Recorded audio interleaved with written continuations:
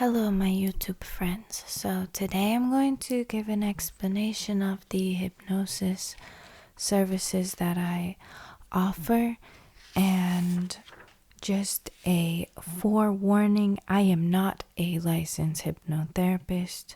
I've never even taken a Psych 101 class. So instead of putting me in your mind as a therapist or counselor or any sort of psychiatrist, psychologist, think of me more as a, spiritual healer type person.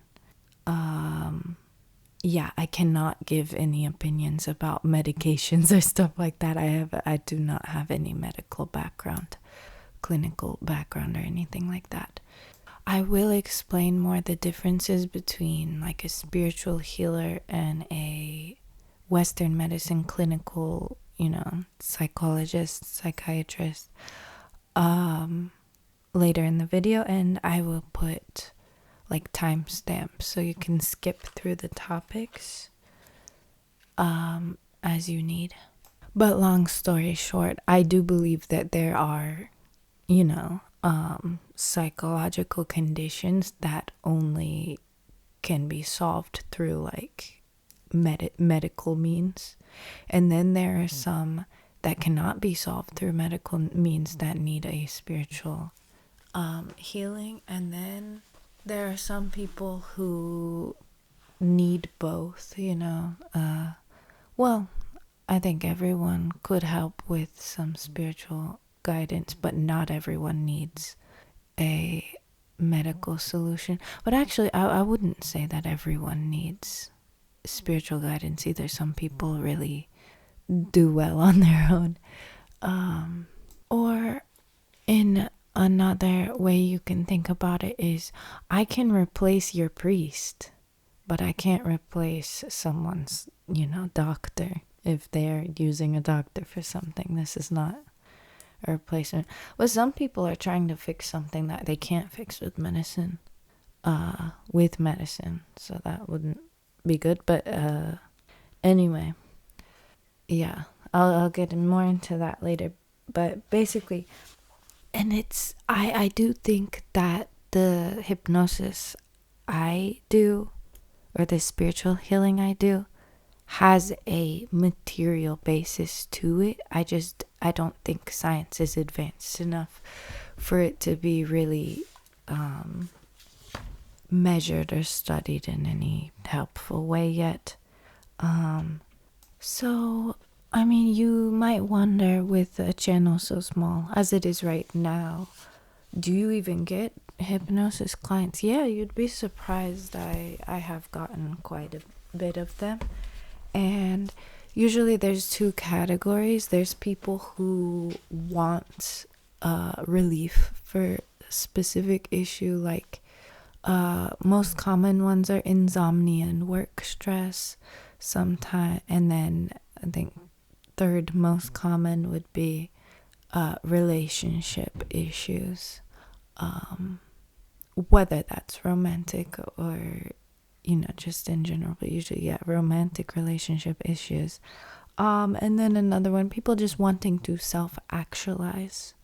So there's people who actually want like therapeutic effects from the hypnosis, and for those I would recommend my basic silent hypnosis, which I'll explain in a bit. And then there's another type of client who just wants they like my voice, and they want a recording or a live show, basically, of my voice, because they like playing with the trance state, or they want something to fall asleep to. It's just like a basic comforting thing for them, but they don't really have any therapy goals per se. And I can deliver for both of them, but those are two separate things. So first I'll talk about my actual therapeutic hypnosis, which basically it works like this. I get your basic info as much as you can give me, because it helps me establish a sympathetic connection to you. And then while we're on call, I can basically you can help me do this by imagining that we are breathing at the same rhythm. That may help, and I imagine it too. This is a method I learned from a Japanese hypnotherapist that I translated a couple of his books, and like he hired me to translate his books and various writings on top of that. And I also took his hypnotherapy. And when I read his book in the original Japanese, just reading that alone had some very strong hypnotherapeutic effects on me. Like I started having screaming while I was sleeping, but I wouldn't wake up from it. I wouldn't remember any nightmares or anything. But just by reading his book, the trauma was integrating in my brain, and then processing in my sleep, so that like my symptoms of social anxiety and depressive stuff were being cured in my sleep, because my mind could finally process this trauma that I didn't want to. There was a block in processing it.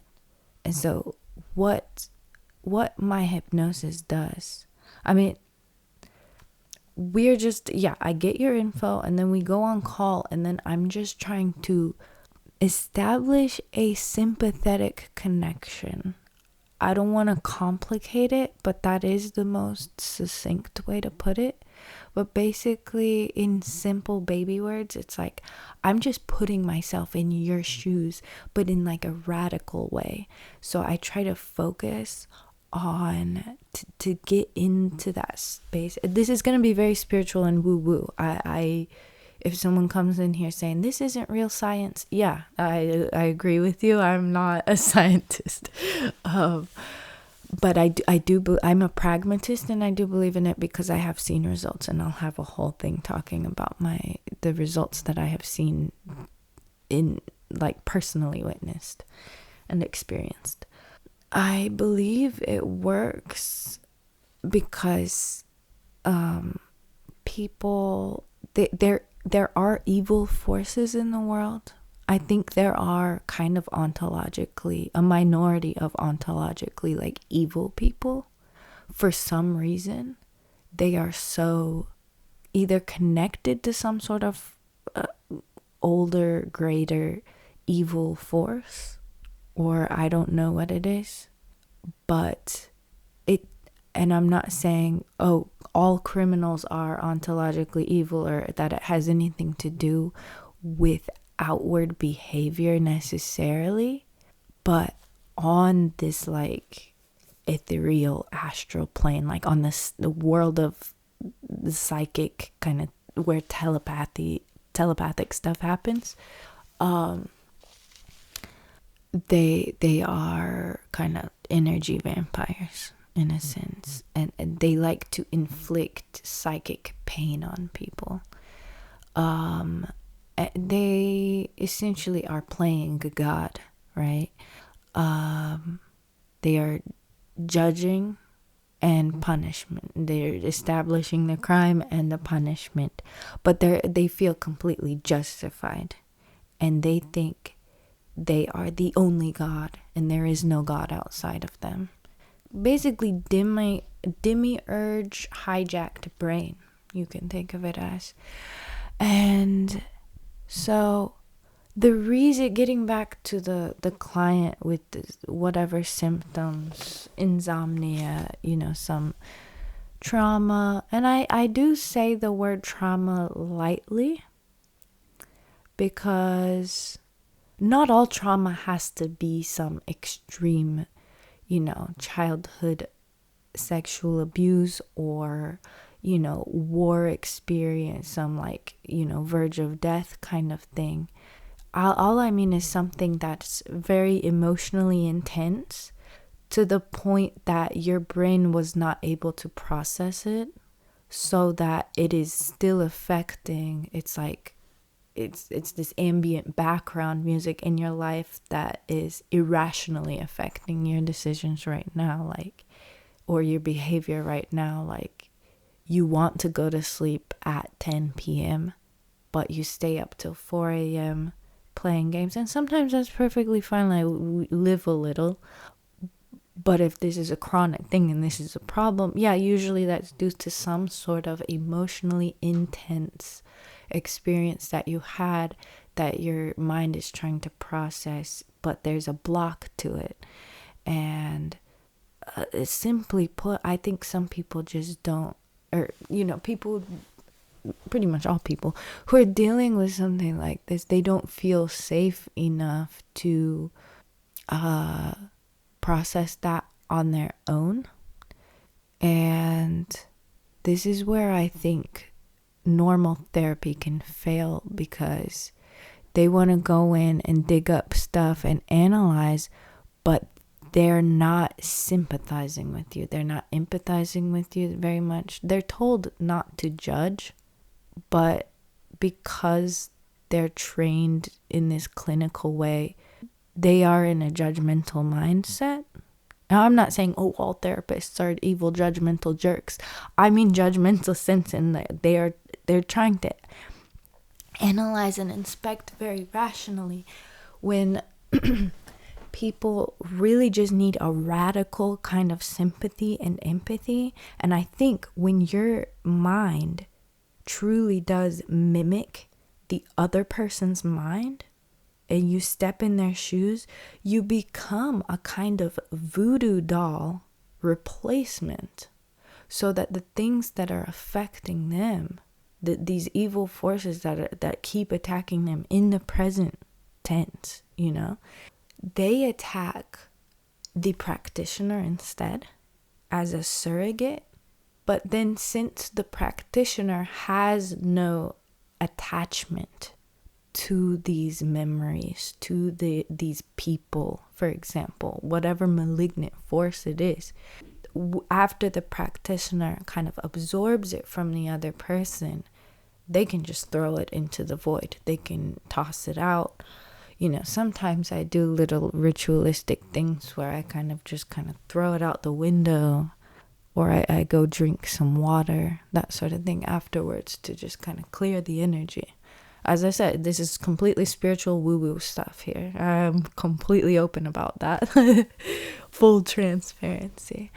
So basically, I think a lot of people, they're seeking some sort of relief for emotional trauma, for stress. And some people do have extreme trauma, right? And it does cause symptoms that mimic psychiatric disorders.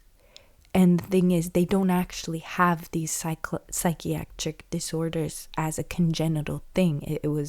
It's because of this trauma that can be healed, but they'll have a lot of symptoms that mimic it but aren't quite it. You know what I mean? And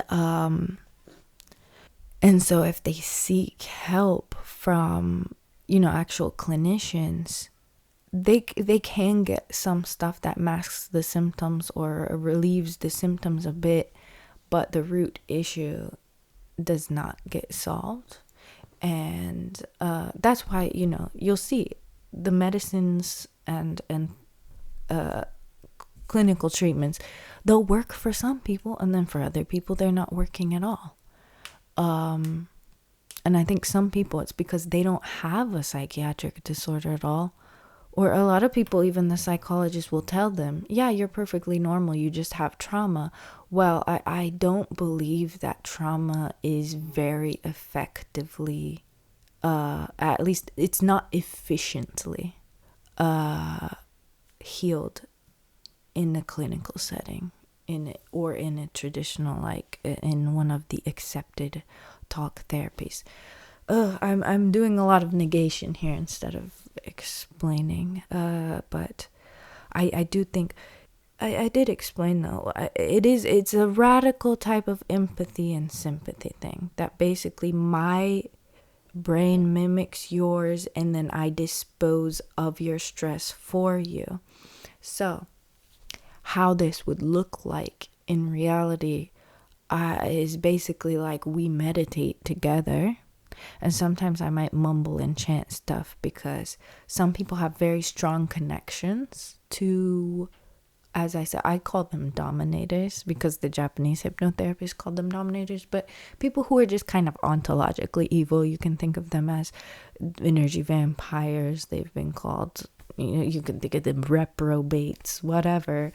Some people have a very strong connection. Some people's parents, one of their parents or someone very close to them is like one of these people. And so when you're a target of them, some people get targeted by them more, but it could just be a coworker, it could be your own child, it could be anyone. But that's not always necessarily someone's main issue. Some people just they're not particularly targeted by someone in their family or close to them, but it's just dealing with society at large, which contains some of these people and is largely shaped by these dominating type people, psychically dominating type people, and that in itself is very stressful.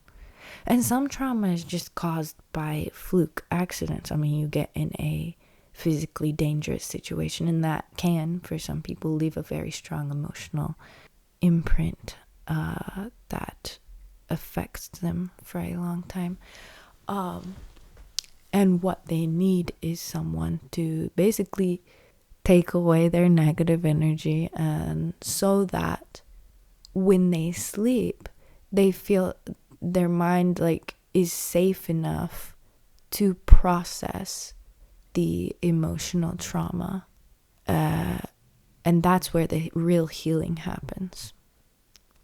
And so, while I'm doing the hypnosis, the symptoms that I feel strong or sometimes weak, but I feel pains or pressures in my forehead, throat, sometimes a strong choking feeling, oppression on the chest, or pulling from the middle of the chest. I've had nausea, back muscle pains, and then there's just intense emotions.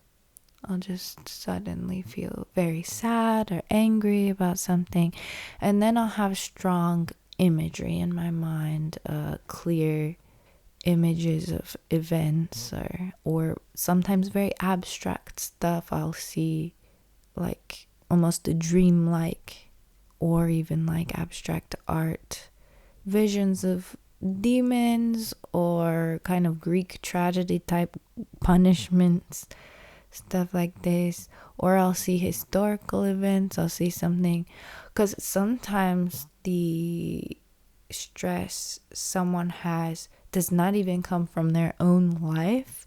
It's absorbed somehow from the past, some event from the past. I've done it on people, and then I've seen memories of war. Like I've seen war scenes that person was not a part of, in their own life currently. And then, so for example, I'll say, I felt this choking, and then the other person says, oh, I also felt that choking.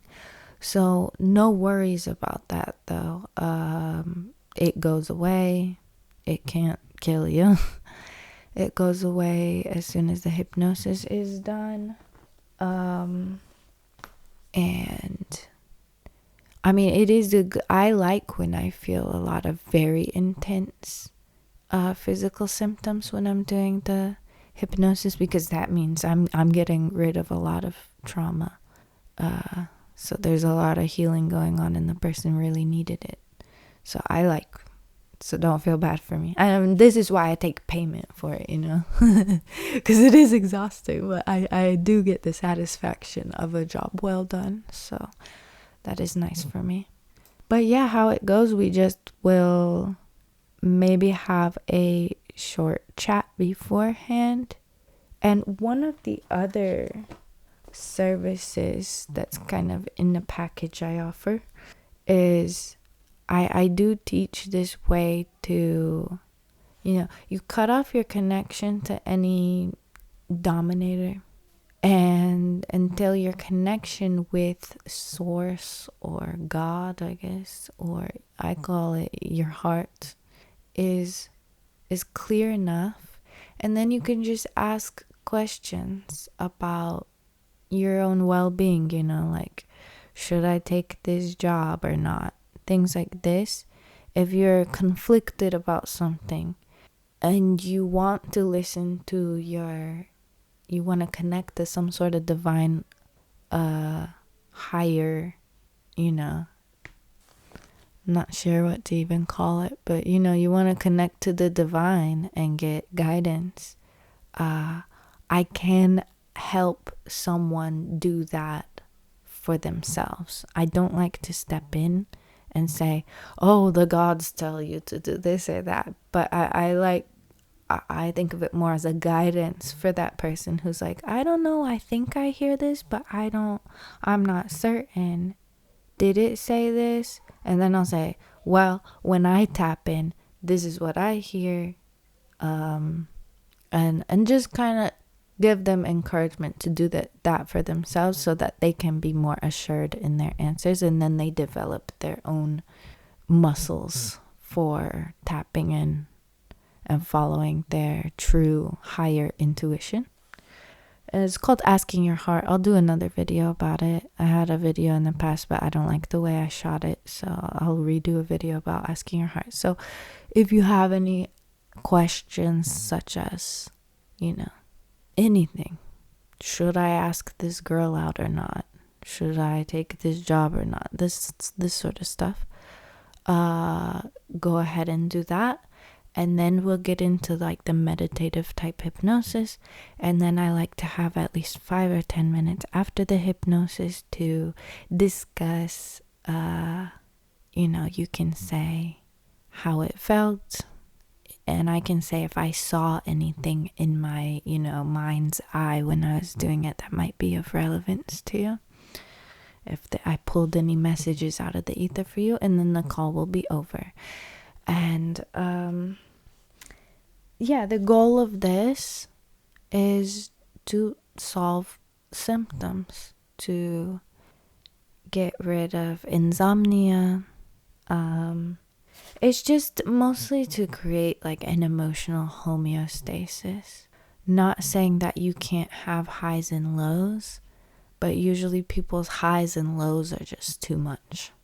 And that's causing, kind of chaos in their lives. And they're not making the optimal decisions for themselves because their emotions are taking control. So you want to take control. Your higher self wants to take control. And so I'm trying to, the goals should be to get rid of any negative influences so that you stop having negative thought loops, and then make you have a more emotional homeostasis so that you can, kind of just be who you originally are and be your highest version of self, and just live in peace, just peace of mind. That is the goal. But the side effects, let's get to side effects. So the most common side effects is you're going to need more sleep. And I cannot tell you how long this will last. For some people, it can last years. For some people, maybe just some days. Some people, some weeks. It depends on how much emotional trauma you have to work through in sleep. If you're suffering insomnia, this can be a great thing because, I had someone come to me who had severe insomnia, and then she was sleeping suddenly 12 hours, 10 hours for the first part, and then she finally got into more normal sleeping, 7 to 8 hour nights. But yeah, extra sleep. Be prepared to be needing extra sleep. If you have some crazy work schedule where you can only sleep 5 hours on average, maybe don't do this and then blame me because you're sleepy. And then another very common side effect, you could, if you have some severe trauma, you could start screaming bloody murder in the night. And this is what happened to me. You'll like scream inconsolably for a minute or two, but you won't wake up and you won't even have memory of it. The only way I knew that I was doing that is because I had a roommate at the time, but fortunately she's the one who introduced me to this hypnotherapist. Well, first I was just reading his book, and so she knew it was an effect of the hypnotherapy, and so she didn't wake me up. If you're living with someone and then they wake you up from this, or at least they say afterwards that you have been screaming in the night, tell them not to wake you up. It's best if they just let you scream through it.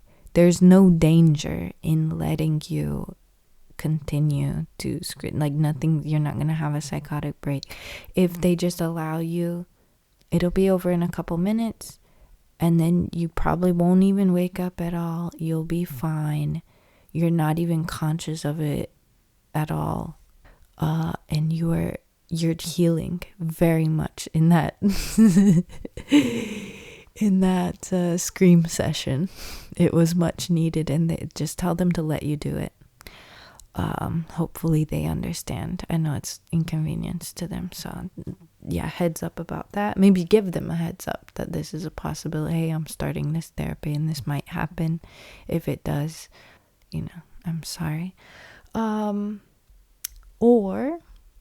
that should end. Like, this is what I experienced for a while. It wasn't every night, but it did recur for me. And then I experienced things that were traumatic. I had a friend attempt to murder me, and literally. And at the point she did that, I was not having those scream dreams anymore. But then after that happened, I started again with the scream dreams because my friend tried to kill me. I mean, that was pretty traumatic, honestly.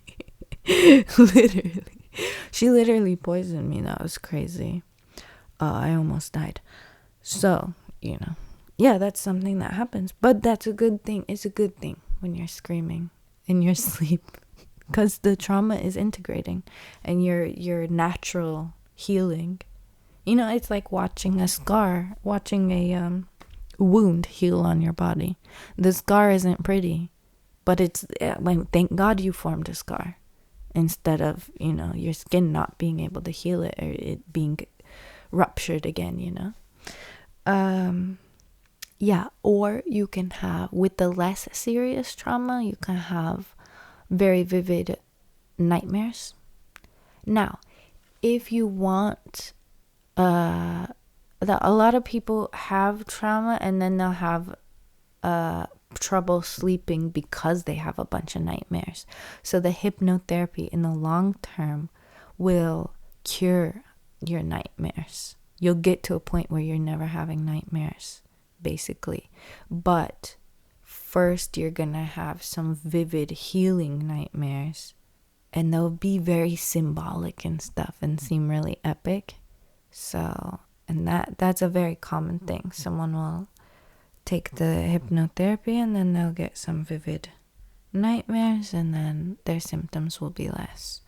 And then one weird side effect is, because we live in a society and stuff, in this there's a kind of psychic hierarchy and transferring of stress and things that happens in this. You can think like the top people in the hierarchy dump their stress on the people below them, and then the middle people take some stress, but they also dump stress on the people at the very bottom. And sometimes people have these chronic issues, anxiety, sleep issues, that stuff. There's someone who has, through envy and through social hierarchies, been pushed down to this bottom rung where they're like the shit shovelers of stress of everyone else. And so through the hypnotherapy, your place in this psychic hierarchy will change. You'll go on the top part, like you're the natural what's it called, aristocrat of the soul, and you'll take your deserved place at the top of the hierarchy. And then this shift can cause things to happen. I mean, suddenly someone's taking hypnotherapy, they get healed, and or this spiritual healing, whatever, and then suddenly, oh, my family member got really sick, or people around you, your friends, your family, some of them will start having issues, serious issues, which they had been avoiding by dumping their stress on other people. And then they can't do that anymore, and then their place shifts. Yeah, so that can happen as well. And then some warnings.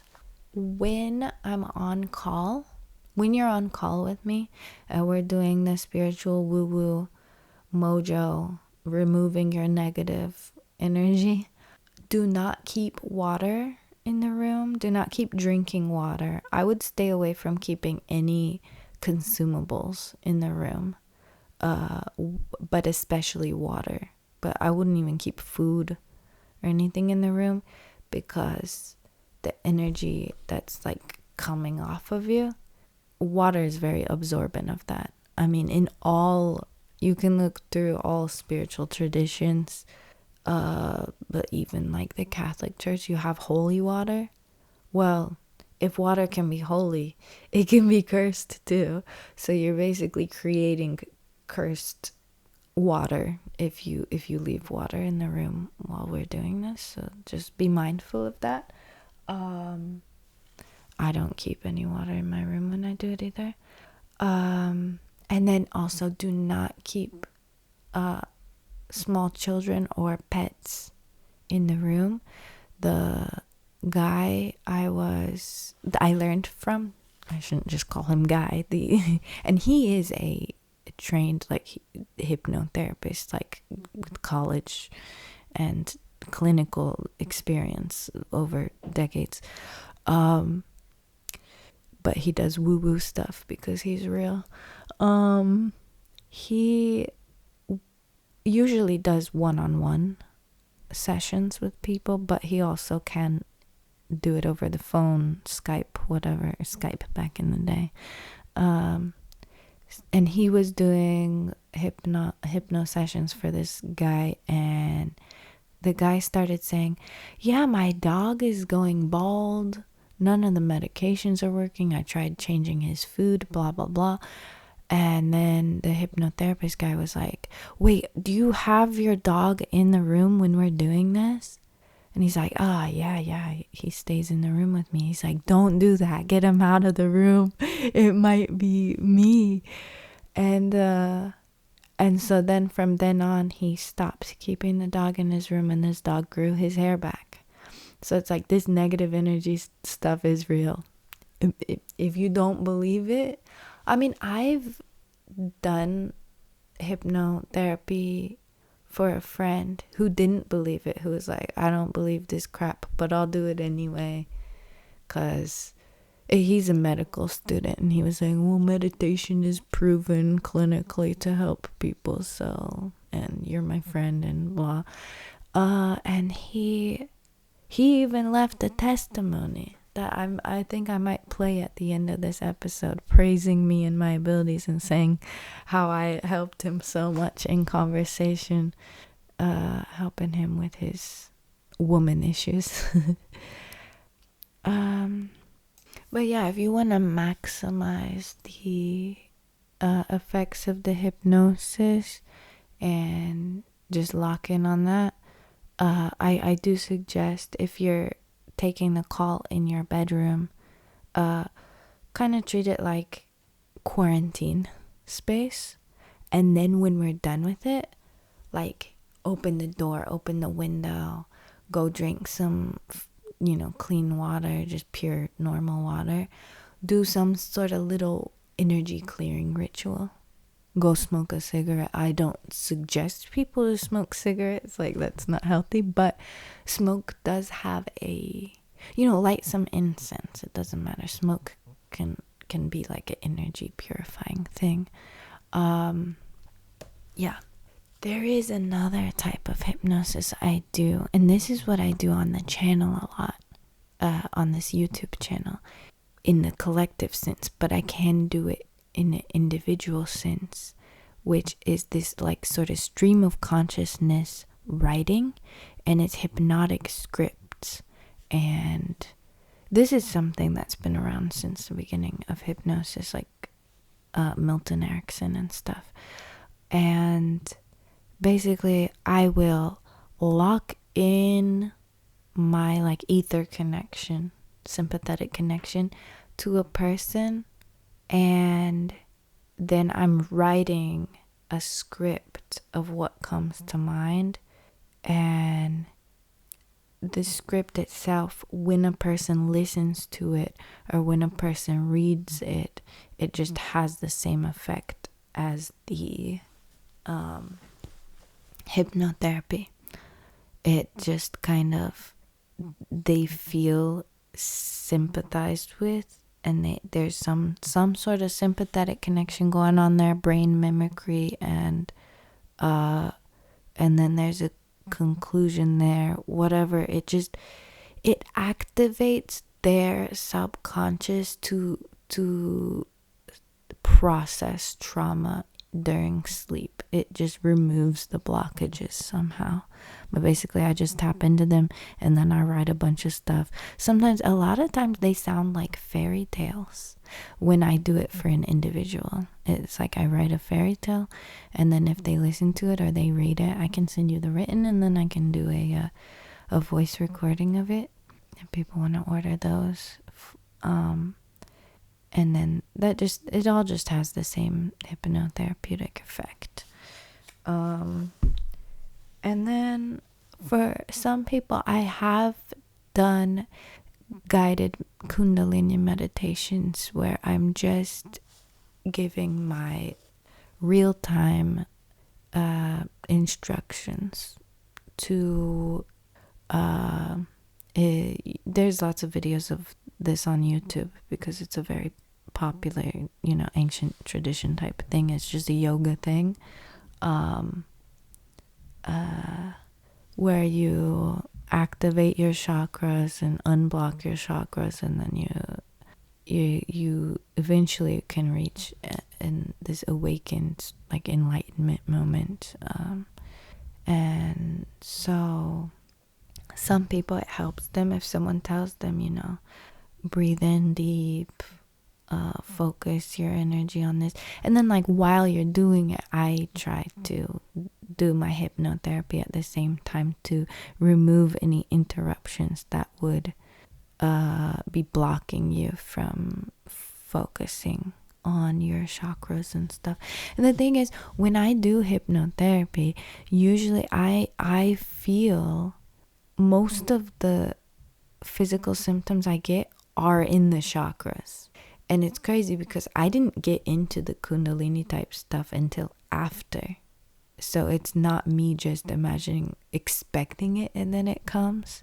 It's like I discovered the chakras kind of through this, because I'm like, why is it when I'm doing hypnosis on people, it's always these same spots? I'll feel pressure in the forehead, pressure in the middle of the throat, pressure and weird pains in the middle of the chest, right in the middle of the solar plexus, and then right at the base, of the spine. It's always the same. Like, what is this? It's always the same hot spots, right? And that's because those chakras are real. So, and then I can help, but my best hypnotherapy is the one the silent hypno, I guess I'll call it, this breathing hypno.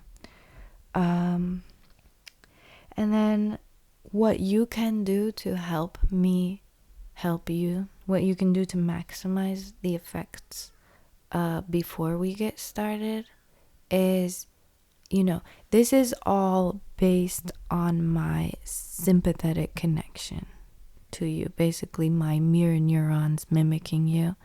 And it's easier for me to establish that connection with someone the more information I have about them. So I'm gonna need your credit card number, your social security. No, I'm just kidding. It's because I feel so awkward asking for it.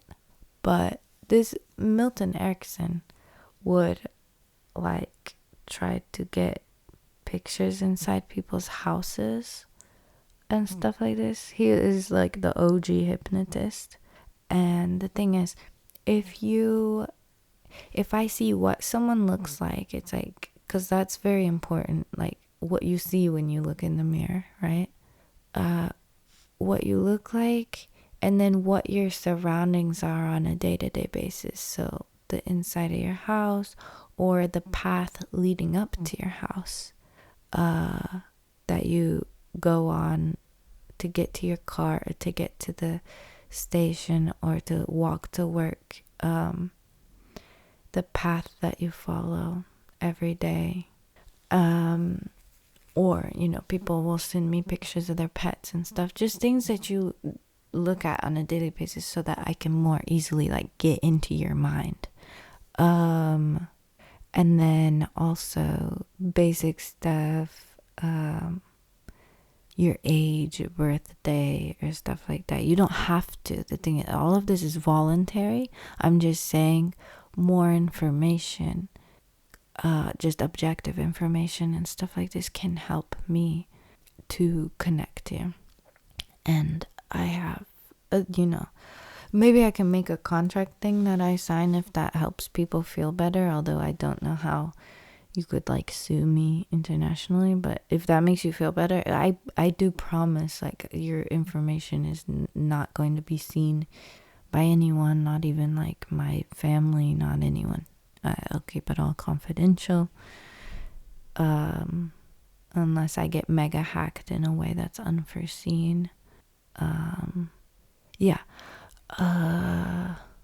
I'm not asking for crazy stuff like credit card number or anything, so you don't have to worry about that.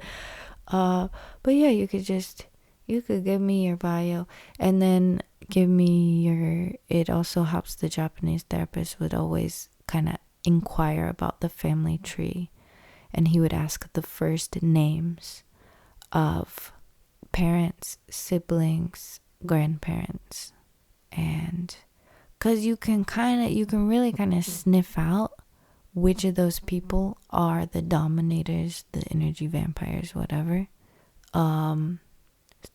That will help, And I can confirm for you if you're wondering, I think my dad is sus. He might be energy vampire. I could tell you yes or no what I pick up on. And sometimes their parents, none of them are energy vampire or anything. But sometimes people can be bad without being an energy vampire. You know what I mean? Some people's behavior is very bad because they are influenced by another energy vampire, and then it causes them to have these electrical spasms in their brain, and then they turn into something they're not themselves. Because originally, everyone except these ontologically evil energy vampires, the majority of people would just be vibing, would just have basically perfect world peace unity if it weren't for these energy vampires. But that doesn't absolve them of their behavior under the influence of the energy vampires. But yeah, some people can do heinous, crazy, horrible acts, and they are not ontologically evil, but they are responsible for their actions. But it can help to know who in your life is low-key actually soulless and evil, and who is not. So, and then if you are a repeat client. And you just have to get a bunch of stuff off your chest. You want to just write trauma dump stuff. You can trauma dump to me on the phone call that you pay for, but I don't think it's a good use of that time. You should use that time to allow me to do the hypnotherapy that's actually really gonna heal you. I'm not saying venting never has any healing effect, but I do think the healing effects of venting are very much over exaggerated by the talk therapy clinician people. I don't think talking about your childhood trauma really does anything. Only if you do gain the radical sympathy which is the hypnotherapy. If after or during you talking about your trauma, the person you're talking to does on a very fundamental and sincere level open up and is receptive to this energy and sympathizes with you deeply, then that does have a very therapeutic effect. But the problem is in these, therapy settings that have been shaped they're basically made under the model of solving actual psychiatric disorders and not healing spiritually, which is valid on its own, but I'm saying this model is not very effective for normal people who or even neurodivergent people, but for the purpose of healing spiritual wounds, it's not efficient or effective. But the problem is the clinician is under the model of, don't show normal empathy to clients, to patients. Preserve your emotional reserves, like a doctor. A doctor can't be freaking out while he's doing surgery. They have to protect themselves to do the work that they do, and there's a place for that. But it's the spiritual work is not cold and clinical. There's a place for being cold and clinical, but there's in the spiritual healing it has to be the opposite of that. And so trauma dumping, my point is, you can send me long rambling emails if you want, and I actually do read these. I find it interesting. I'm a curious person, and I do, I'll say a little prayer for you. It helps if you're a repeat paying customer. I will take more of an interest in it. It'll help our sympathetic connection be stronger. But I'm not suggesting, don't force yourself to do it. I think a lot of ranting and raving can be unhelpful, actually. Wallowing in stuff. And it's best to just have faith that I'll be fine. This is working itself out. You don't have to overanalyze and do homework on your trauma. Just give it to me, and I will dispose of it for you. And then it's not even me. I want to emphasize the point that I'm not healing. I am helping you activate your own subconscious mind, or to connect to the divinity which heals you. I'm just kind of channeling. I'm like an electrician adjusting your channels, but then I'm not the power supplier though. The power comes from God. And then sometimes the connection is messed up, and then are you capable of going in there yourself and setting the connection right? Yeah, as long as you have opposable thumbs, you can, and a normal IQ, you can. However, it's not safe unless you know what you're doing a little bit. It can be a bit dangerous. You could get zapped, You know, people have psychotic breaks when they're getting way too deep into spiritual stuff without being grounded. And so it's basically like you're outsourcing a handyman in the spiritual sense. And then, but once your stuff is basically fixed up enough, you can do your own basic maintenance on your own, you know, unless something crazy traumatic happens again. But usually people just have like a huge backlog, you know, of stuff that's just gets a little too deep for them to jump in there, and they might get electrocuted if they try. And so it can be helpful to outsource to someone. And then it's like, okay, well, what are your credentials? You know, me, I went through I went to, what do people say, the school of hard knocks. I'm trying to be a dork here, but I mean, it is true. So I think that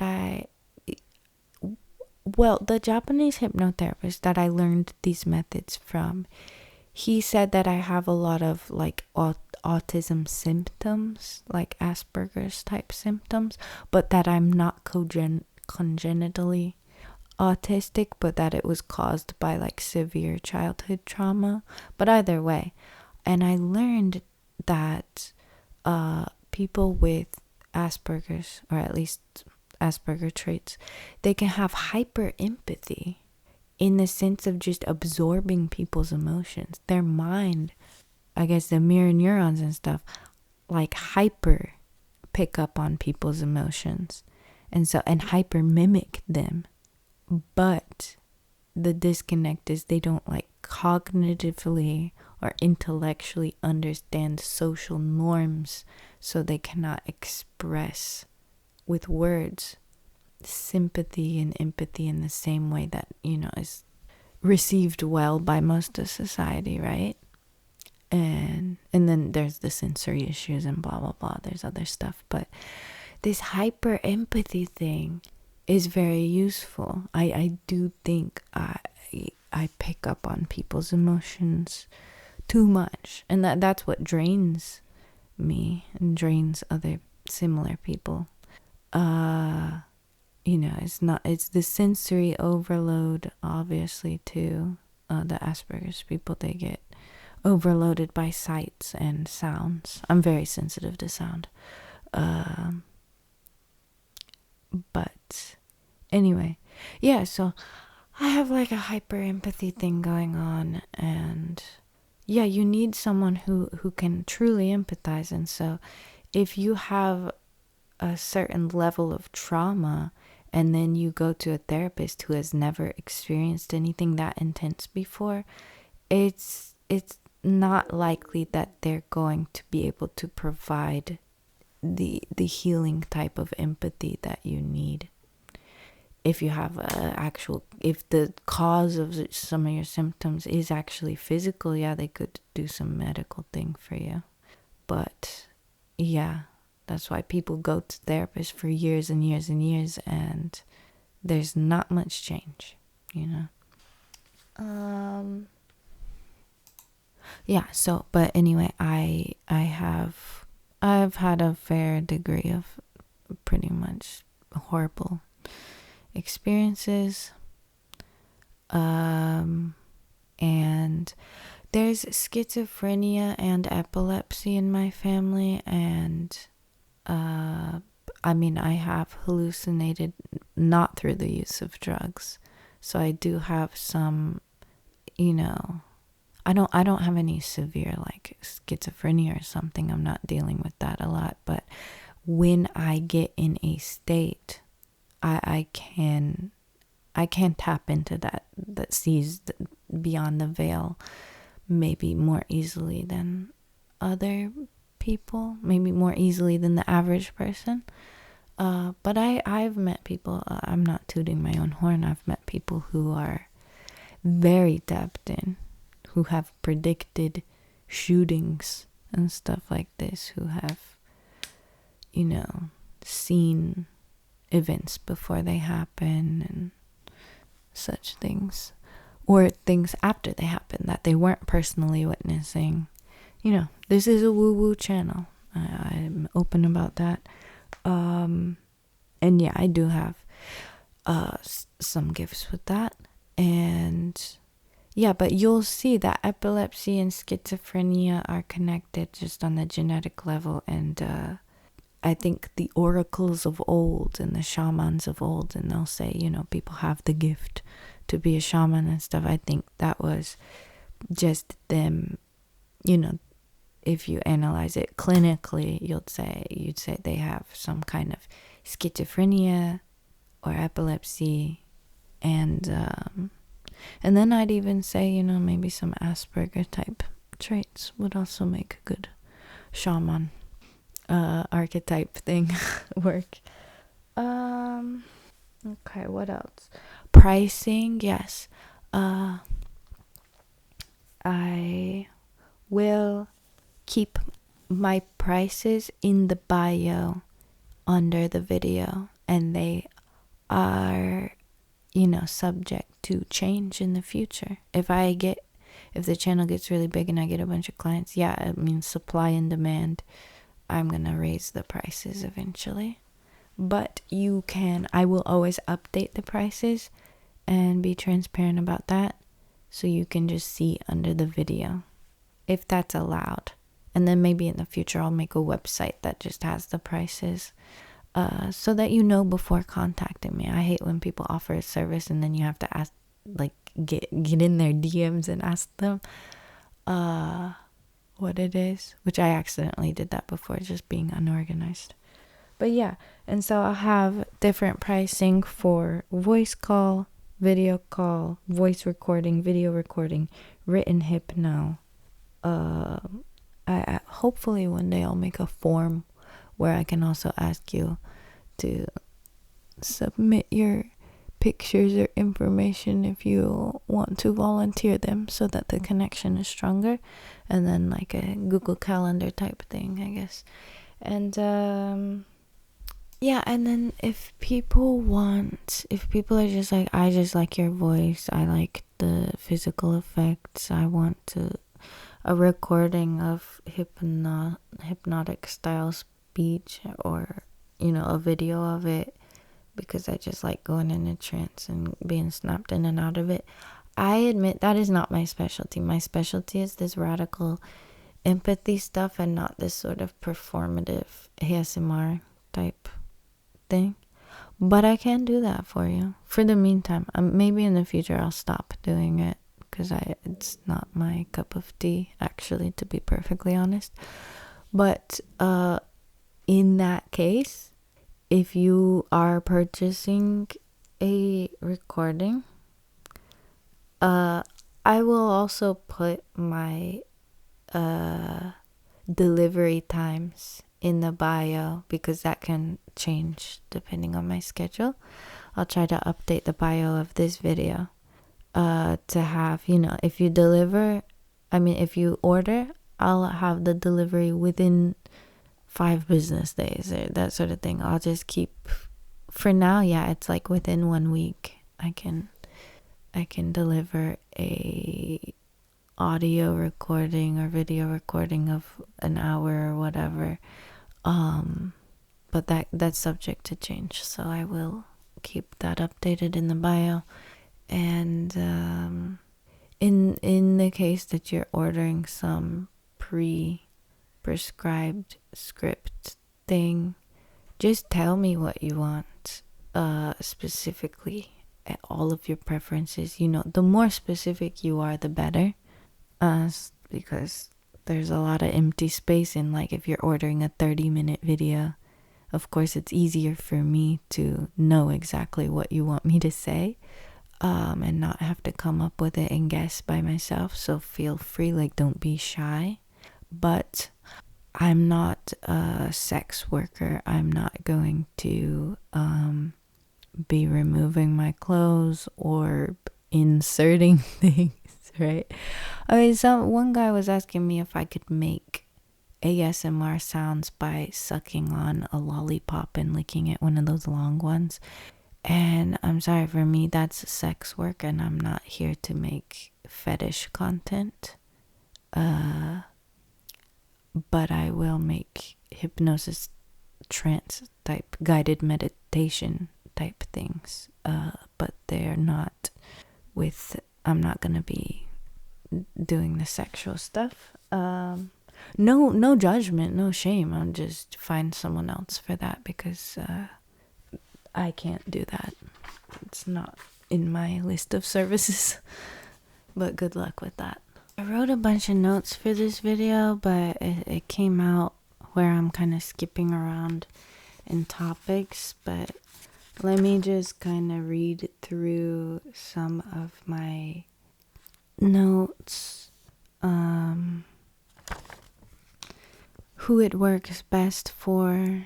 I don't discriminate, but the hypnotherapy does work best for normal people with trauma or just stress. Like I said, I myself am probably a bit neurodivergent. I don't have a diagnosis, but I might have some Asperger's symptoms or whatever. Even if you're on meds or something, you can still come to me, but I'm not going to contradict your psychiatrist or say stop taking the meds or something. If you want a second opinion on medications, then I'm not qualified to give that. However, some people are overprescribed stuff. If I link into your divine connection and it's telling me go off the meds, well, yeah, I will suggest you go to another doctor who might agree with me.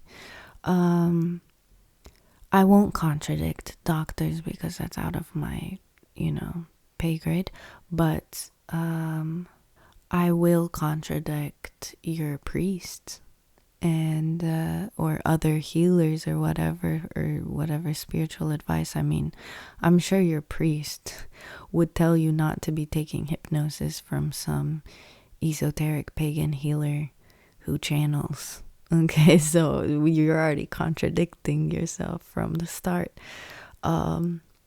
But I mean, I have a lot of stuff I agree with priests on, but I'm not going to tell you that you need to accept the Catholic magisterium upon pain of mortal sin or whatever about.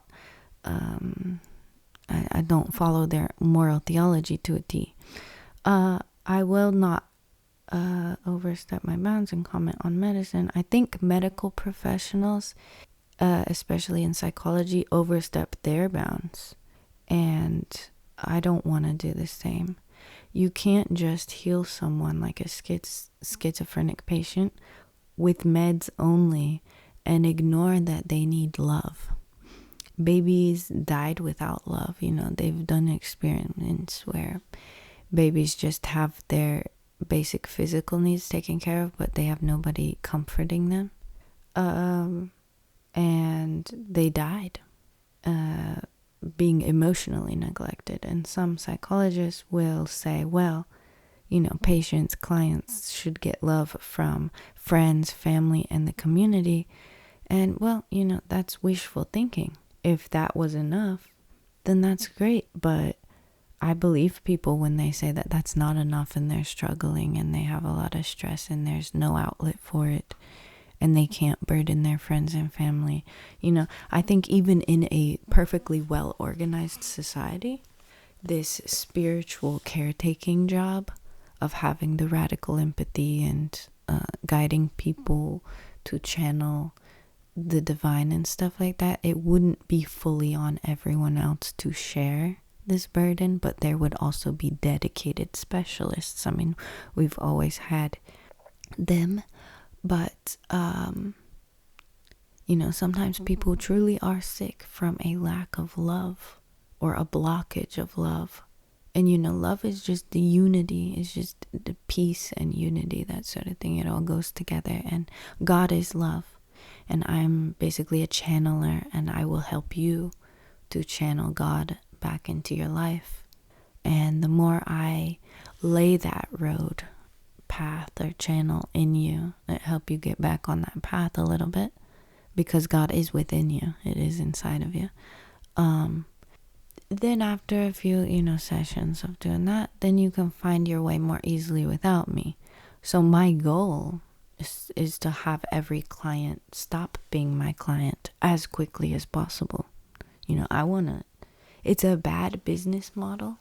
Thankfully, this is not my actual job. I am a professional freelance translator. I translate financial documents of Japanese companies. That's my main job. And then I will do this for money, and I hope the YouTube itself makes some money. And then I want to go to I don't have a college degree, so I want to get a college degree in like politics or defense or that sort of thing. I'm interested in political science type stuff, and I would like to do political analysis in the future. And because political analysis can also be helped by someone who can tap into the to the other, beyond the veil and stuff. And yeah, like I said, I'm a freelance translator. So yeah, it's a bad business model, but it's sincere. Because yeah, you'll see psychologists and they have the same clients for 10, 20 years. And it's like, obviously that person is just very lonely and they don't have anyone else sympathizing with them. And maybe, there's just gonna always be some people who, because they actually do have some sort of psychiatric disorder, it's very hard for them to make friends on their own, or be able to consistently provide their own healing. I don't know. I mean, maybe everyone could help from seeing a shaman regularly over their whole lives. But for people experiencing like serious insomnia, anxiety, that sort of stuff, I would, my hope is for I do the good energy clearing thing. They process their trauma in their sleep. Then they're more or less fine. And then they're good on their own, and they can tap into the divine on their own. If they need a little bit more spiritual guidance with that, I can help them tap in more. And then that's why I put out videos too, because my videos themselves are made so that as you listen to them, it clears your blockages, and then you can tap into the divine on your own better. But obviously a personalized one-on-one thing is going to have more concentrated effects. I guess that really covers it. I'll make more videos about these topics, but I wanted to make one so that people could, if they're interested in my therapy, they could just listen to this video and get a general feel of like how it works, what to expect. Maybe I should make shorter videos with just the highlights, but I'm a rambly person. I wanted to get it all out there while it's on my mind. And I'll make timestamps for this one eventually. Okay. Have a great day, guys. Thanks for listening.